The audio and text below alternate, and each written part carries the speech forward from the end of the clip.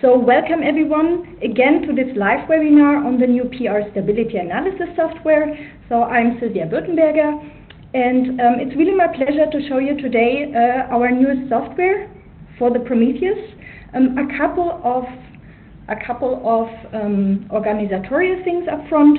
If you should experience problems with the audio during the session, I would like to refer to the chat function. Also, if you would like to ask questions, you can do this anytime. Please use the Q&A section for that and address the questions to the host. So, a couple of words about myself. I joined Nanotemper about 2 years ago as an application specialist in the sales team, and I now recently moved to the product management team and am now responsible for the Prometheus product line. So let's get started. I want to start with a short story how and why this software actually was developed. So about a year ago, we were approached by a customer who needed help with a specific workflow and its analysis. And we directly saw the potential that the solution we developed for them could actually be useful for a lot of our customers. So therefore we decided to develop a software which is dedicated to the analysis of Prometheus data. And we then closely collaborated with this customer, especially in the early phase of the project, just to make sure that we are also moving in the right direction. So, but what can Prometheus Stability Analysis software do?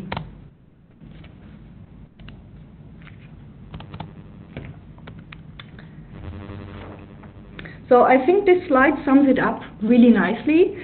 First of all, PR.Stability Analysis lets you combine data from any Prometheus run to analyze thermal or chemical unfolding of a protein. It provides at the same time a statistical analysis on such merged replicate datasets. You can also customize views, so you are then able to select and tailor your analysis to exactly what you are interested in. You also have the possibility to standardize your workflow. So you can archive and save analysis templates and references for easy access in the future. And what we also implemented is now a batch export. But before I go into more details of the software itself, I will quickly give a brief introduction about the NanoDSF technology behind Prometheus itself, just for a simple reason. So I checked the registrants lists and I saw that not all participants might be very familiar with the device itself, and I just want to make sure at this point that everyone participating in the webinar understands the data and graphs I will show you during the live walkthrough, but I will keep it very short. So Prometheus uses the NanoDSF technology to assess protein stability. What we basically look at are changes in the intrinsic fluorescence of a protein. And this fluorescence comes mainly from the amino acids tryptophan and tyrosine. And what we actually measure is shown on the graph on the left. So these tryptophan residues are often buried inside the hydrophobic core of a protein. So it's these green symbols there. And when a protein then gets exposed to an increasing temperature or concentrations of denaturant like urea, it will lose at some point its three-dimensional structure. So the tryptophan residues then become exposed to a more hydrophilic environment, and this dramatically changes its fluorescence emission properties. And what the data looks like, you can see in this bottom graph. So we then typically measure go from unfolded to an unfolded state. So this is a very typical unfolding profile that we see here, but it can also look a bit different. From these fluorescence profiles, we can then extract parameters, for example, the transition midpoint or TM. In our case, we call it IP, so inflection point, because we actually determine it from the first derivative of these curves. And how do we do that? In Prometheus, we place the samples in glass capillaries, which are placed on a thermal element, and they can then be heated, and we can measure up to 48 samples in parallel. What we then record are basically two wavelengths, so 350 and 330 nanometer. We build the ratio from those, and these two wavelengths are essentially sufficient to monitor intrinsic protein fluorescence changes. The Prometheus can also be equipped with aggregation detection via back reflection optics. So this allows you to measure aggregation in addition to protein unfolding, so the fluorescence signal. It's, I don't want to go into too much detail here. It's a scattering-based technique. The signal you see here on the left-hand side, so the more aggregates you have in here, the more aggregation is detected with the back reflection optics. And an important parameter here is the onset of aggregation, so the T-ag. We have 4 different software options for Prometheus, so they are all designed for specific applications. First of all, we have the PR therm control to run thermal unfolding experiments, and with these you can extract like the inflection point I just mentioned, the onset of unfolding or the onset of aggregation. We also have a solution to measure chemical unfolding, to look at energetics of unfolding in the PR chem control.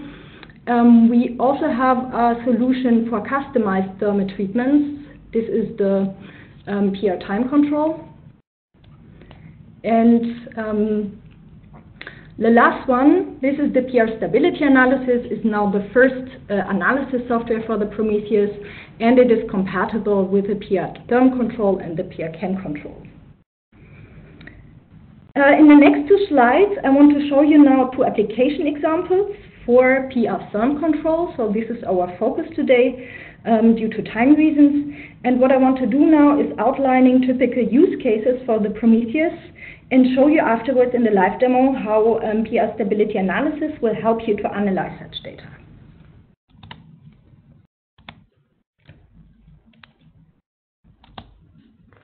So the first case is a biosimilar profiling using nano-DSF. So what you see here is data where we compared 16 biosimilar candidates to a reference molecule, an originator, in this case an antibody. Shown on the left-hand side are the thermal unfolding profiles of the candidates and the reference molecule. And you can see also below the first derivative plot from which we extract the inflection points. And in this experiment, we were able to identify a candidate that is very similar to the reference profile by simply comparing the unfolding curves. And the best match was the sample 11. And it turned out that this candidate was also ranked best by conventional HPLC-based methods. So you can use nano-DSF to identify biosimilar candidates. But what would you like to do, of course, in this kind of experiments? You would like to identify the profile that is most similar to your originator. So that means you want to compare a lot of different samples to a reference. And this is what I'm going to show you also later in the software. The second use case is a combinatory evaluation of thermal unfolding and aggregation. So what you see here is a small formulation screen of an antibody. And here we measured simultaneously 6 different pH conditions and looked at colloidal and conformational stability at the same time. On the left-hand side, you can see the fluorescence signals. And what you can see here is that at pH 4, the sample is not really stable, while at pH 6.5, it is most stable. But when we now look at the aggregation signal, we see quite the opposite effect. So no aggregation happening at pH 4 and a lot of aggregation happening at pH 6.5. So this shows you that thermal and colloidal stability do not necessarily correlate, and that in these cases it may be necessary to analyze both in order to find the right conditions for your protein. And more generally speaking, what you would like to know is how you can identify such trends and dependencies in your dataset by looking at multiple parameters at once. And this is also what I would like to show you later. So, I mean, you can say now, okay, I have now here 6 samples, I can do this by eye, but what happens if data sets get more complex? So what would you have done most likely in the past? you would have probably exported PR film control data and then continued your analysis with some other kind of software. For example, using Excel or using other software packages, complex ones for analysis of scientific data. And this is actually now the point at which I would like to move over to the live demo to show you how you can tackle such research questions with PR.Stability Analysis and how the software can actually help you to draw your conclusions faster. Here's a quick overview of the agenda, what we will cover. We will cover fundamental features. I will show you how you can analyze your merged replicate data sets. I will give you tips on tailoring views, show you how you can standardize workflows, show you how you can batch export, and we'll also cover the Nanopedia. So let's get started. So this is what the software looks like when you first open it.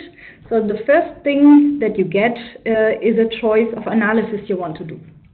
So you can either decide to do a firm control analysis or a chem control analysis. So today we will only cover the firm control analysis, but don't worry, lots of things I will show you are directly transferable to chem control data.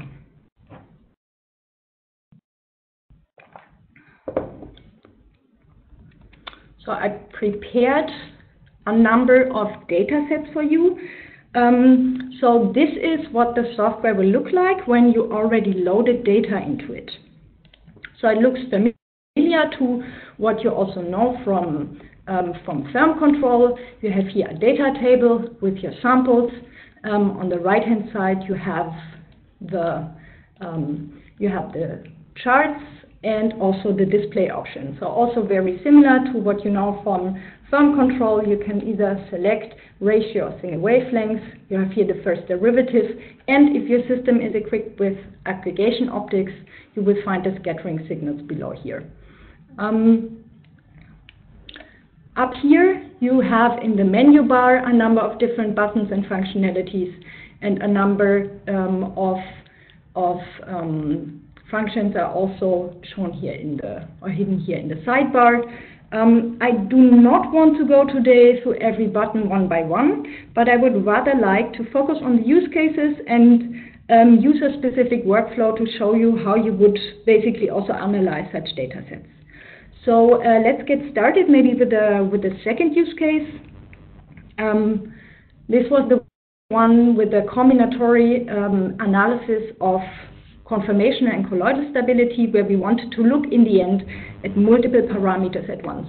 So let's say you measured all of these proteins on different days. So you prepared replicates, and what you want to do now, you want to understand the variation in your replicate data sets, and you want to also compare them to each other, and also to look at multiple parameters such as inflection points or aggregation at the same time. So I've already loaded data into here, but you can always go to the analysis data dialog and see here which kind of firm control files have been loaded into the analysis. You can also then add additional files if you like. When you load data into PR.Stability Analysis, it will directly merge replicates, it will find, and I will show you later in the course of this demonstration how the software is actually doing it. First of all, what I want to show you is the graph. So you can always see here when I select different samples on the table on the left-hand side, they're always directly displayed here on the right-hand side. I can, by pressing Control, also select multiple ones. The graphs look similar, but not quite the same as in PR firm control. So the first thing that you note probably are these error bands here. So this is new. They stem from the merged data set, and they show you the variation that you're having here. So when you now want to analyze your data, you probably wonder, okay, I see a lot of variation here in the back, and you probably would like to know and understand where this comes from. So for this reason, you would probably inspect the data sets in the data table further. So I was saying the data was already merged, and you can click on these small arrows here and open these up, the merge set, and you can see that actually 6 different replicates of BSA were already merged and combined into one merge set. In the data table, you can also see a number of annotation columns. They are directly imported from the annotations that you provide from PR therm control. They're simply imported. And also the colors that you assigned in therm control do not get lost. They are also simply imported into PR.Stability Analysis. When we move here to the right-hand side, you will see that in the table we have now a lot of different columns with parameters. Some of them you know already, like for example the inflection points or the onset of unfolding. Here is also the TX, so the onset of scattering, but you will find also additional parameters and that we now also implemented in the software that might help you to analyze your data further, and I will come back to a couple of those later. You can also see that for each merge set, now an average value gets calculated and in addition a standard deviation. So you can this way directly get statistics out of your merged data sets in addition to the variation that is already also shown here in the graph section. You probably also noted these kind of orange numbers here. And these yellow numbers on the level on the merge sets always indicate that they were calculated from incomplete data sets. So if we look at the sample here, what you can see is that the second inflection point is just detected in one replicate, but not in all. So for this reason, it was highlighted here. So the software will also provide you with some guidance to help you analyze your data. So coming back to the example from BSA where we saw variation here in the back, you probably would now like to understand from which replicate this actually comes from. So you will then most likely start selecting all of the different replicates to have a closer look. And you can see here that one of the samples sticks out. And this is here another really cool feature that I like, is that all of the graphs are very interactive. So you can either hover over the individual samples and see which ones those are, or you can also click on those, similar to what you're also used to from therm control, and the respective sample gets highlighted here. You can now choose what you want to do. You can either leave it in the merge set, or by clicking in this box, also exclude it from further analysis.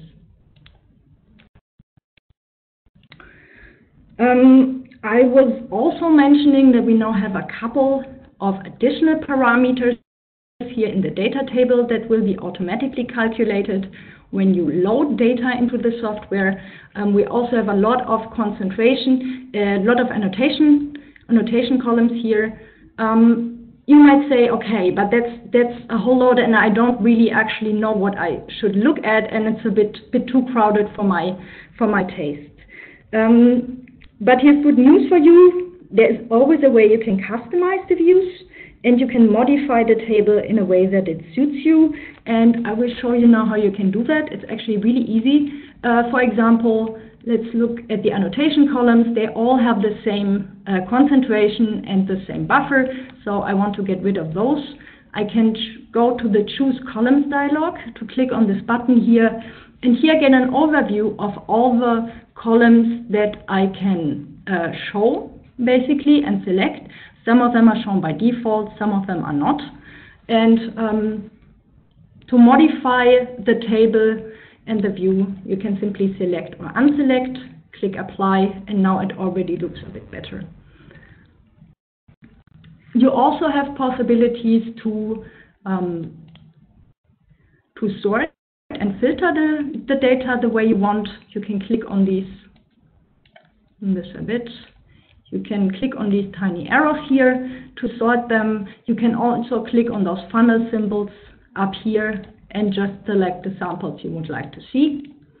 We also have implemented for you a search functionality up here. So let me quickly put in here BSA. So this way, we wanted to make sure that you always have full control on what you actually want to see in your data. So I now want to tell you a bit more about the merging functionalities. As I mentioned in the beginning, data will automatically be merged, so the software will search for replicates in your data set, and what it does, it's basically looking at all the annotations that you provided. Because we figured that you put them in there for a reason, so the algorithm will only merge them if they match 100%.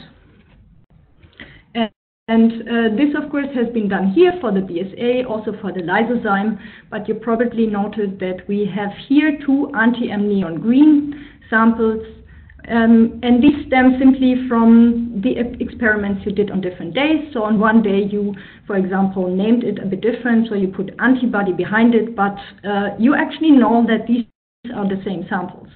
So the software didn't merge them, but you can tell the software to do that. For example, by simply renaming the annotation. Show you how to do that. You can just simply click into this respective cell and change the name. If you do this on the level of the merge set, as I just did, they will also be removed from the individual replicates. To merge the two sets, you can do this via the Merge Sets dialog up here. Simply click on this button, and here you see all the options that you have for merging. So you can basically use all the annotation columns for this. In this case, we want to merge by protein name. Simply click Apply. And you now see that all the anti-M neon green samples have been combined into one data set. You might also now want to recolor these samples to have them all in the same one. You can simply do this up here by clicking on the Change Color button. This is similar to what we have in PR thumb control, but we also now have additional coloring options such as RGB colors or a color picker, and in addition, advanced grading color or category color options. So I actually think this is also a good data set to speak about another feature. So let's talk a bit about markers. I think most of you are familiar with the concept of markers and manual markers from PR thumb control. And the first thing I want to mention here is that all the annotations that you actually already did in PR thumb control, they do not get lost when you load data into PR.Stability Analysis. They simply get directly imported into this software. In PR.Stability Analysis, you now have additional functionalities, so additional options for setting markers and removing markers, and this is what I'm going to show you now. So let's have a closer look at this anti-M neon green antibody. In this data set, you can see that we have a more complex unfolding profile. So you can see here that we have this big first transition, but there's also a tiny shallow transition here. So the first one was detected nicely. So here is the onset of unfolding. Here's the first inflection point, but somehow nothing was detected in the thumb control for the second inflection point. In addition, in some of the samples, one of those, there was another inflection point detected, but simply positioned completely wrongly. So you can also, similar to thumb control, remove markers from individual samples. Just click on those and remove them. Can also, if you scan through all and saw that it's always the same mistake, basically, you can also do this on the level on the merge data set, and in this case then all the markers at this position will be removed. You can also again add manual markers, so you can say, okay, I see there is a second transition happening here, and what is now new, you can choose the type of marker that you want to set. So in this case we want to set an inflection point, and we probably would position it somewhere here at 74 degrees. It will also look different, so it's a straight line here. And you can see now that it was also correctly sorted into the data table as second inflection point, and you can see that it's shown in italics, showing that it's a manual marker.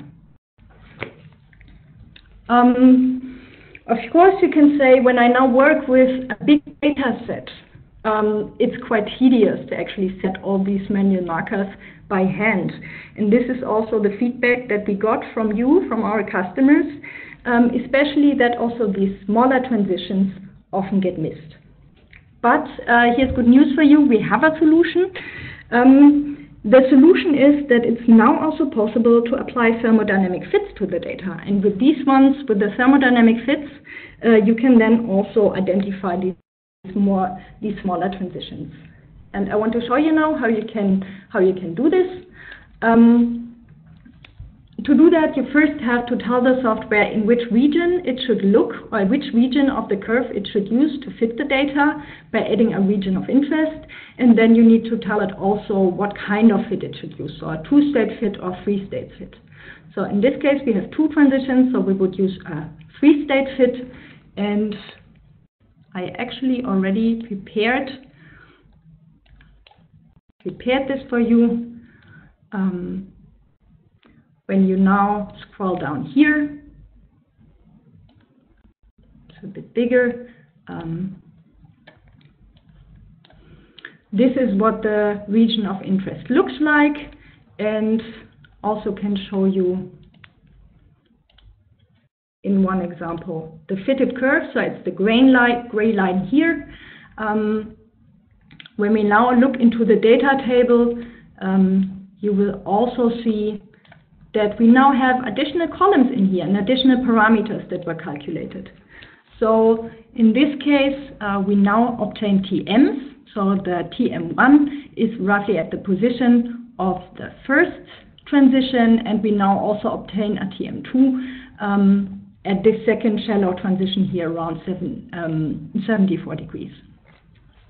So in this case, it's completely correct to call it a TM.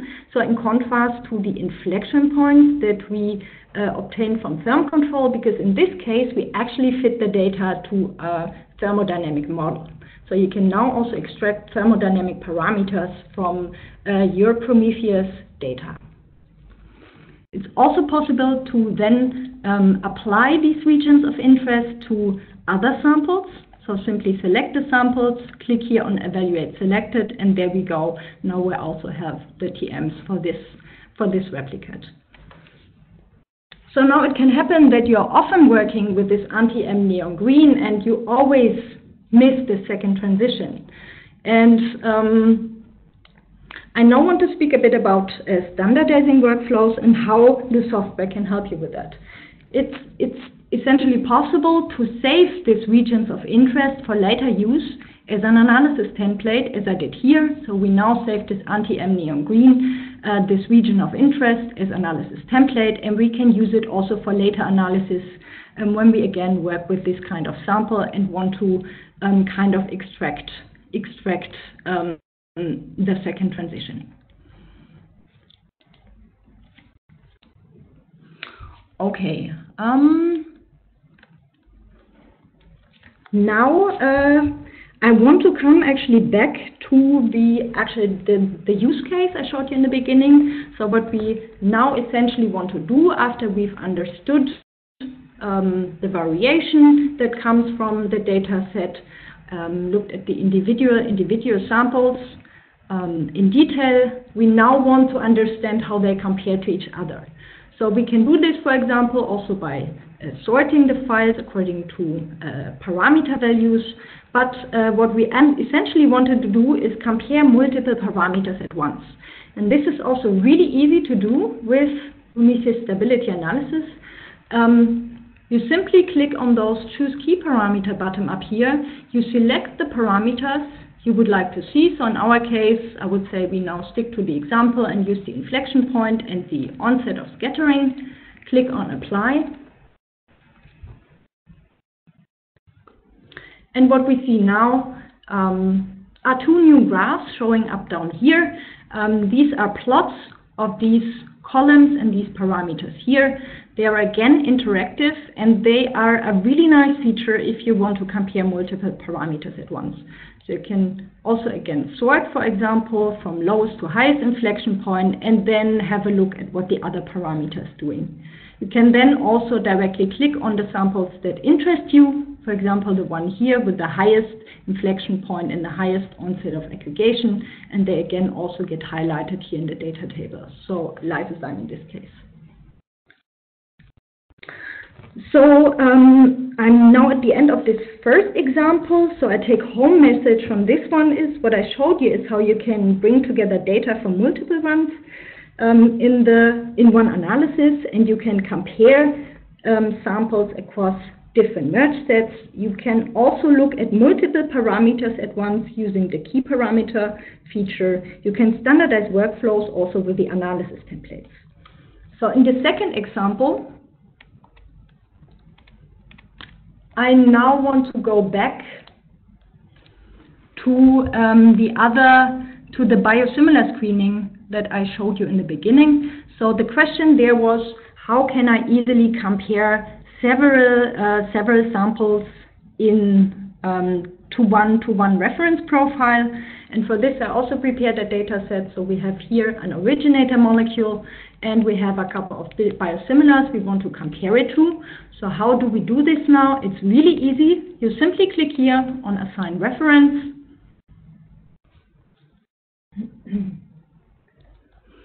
And we now have this originator already assigned. We can also select to show it in the graph. If I now navigate through the files, you can always see the gray line on the side. This is the reference profile, and you can compare by eye which of your biosimilars would be most comparable to the originator. But this is not the only way the software can help you to identify the candidates. Maybe you've seen this now already, that a new column appeared here when I assigned a reference. This is the similarity. So the similarity gives you a percentage value, so how similar is your sample to the reference. So, and this can also be used, of course, to compare samples to each other. You also have the possibility to save these references for later use. So, for example, you're doing a lot of different experiments with this reference or this originator, and you can do this up here. You can save it as a global reference for later use, also for your lab mates, for example. And this is again another example how you can standardize your workflows together with the analysis templates. The last thing I want to show you is how you can then also export your data, because it's nice to do your analysis, but at some point you might also want to show it to colleagues or to your boss, and also keep track and put the data into your records.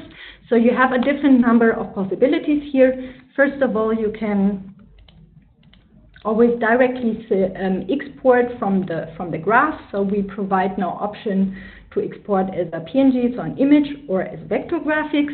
This will then look, we'll quickly show you, will look like something like this.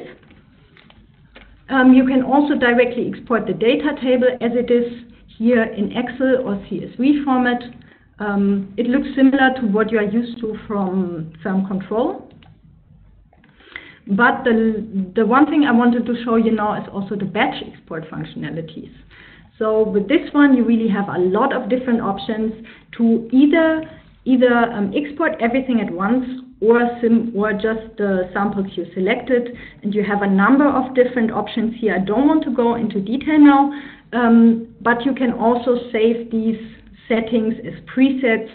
And if you're doing the same analysis a lot of different times, you can always then just go back to your preset and be really quick and efficient with your analysis and export. The last thing I want to show you today is the Nanopedia. So what is Nanopedia? Nanopedia is basically a compendium of information about the stability analysis software itself, but also about analyzing protein stability in general. It can be especially helpful when you have unexperienced users working for the first time with the software, and we feel that it's useful to provide guidance, especially also to newbies. And here's how you can do it. You can access it via the Nanopedia button up here, or you can also access it if you're interested in a specific item or specific button in the software. So via these small information buttons that are placed all over here or here. So let's say you want to learn more about references.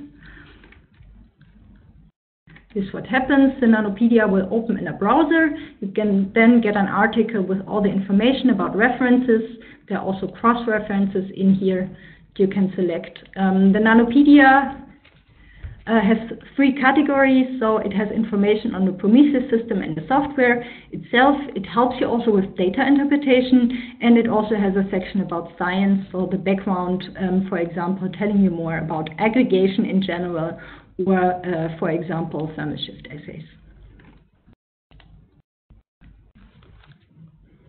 So with this, I'm now at the end of my walkthrough.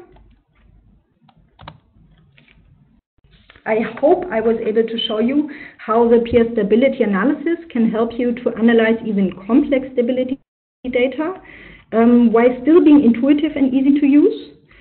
What I showed you was how to analyze data across experiments, how to customize views, standardize workflows with templates and global references, how you can batch export, and also that help is included in the Nanopedia. The software is compatible with PR firm control and PR chem control, and now the best part at last, we now have a 30-day trial version available for the first time, so you are free to test the software for 1 month, so you don't have to purchase right away. If you want more information on that, please contact us via service@nanotempertech. And I'm now at the end of my talk. I want to thank